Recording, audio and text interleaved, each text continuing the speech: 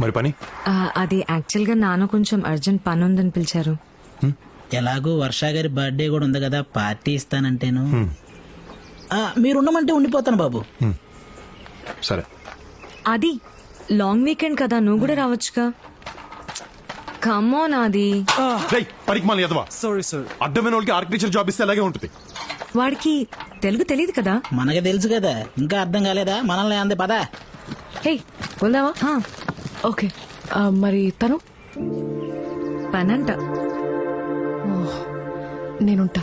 Birthday party as a site manager work జరుగుతున్నప్పుడు నేను ఇక్కడే ఉండాలి. ఓకే. Okay bye. బాయ్.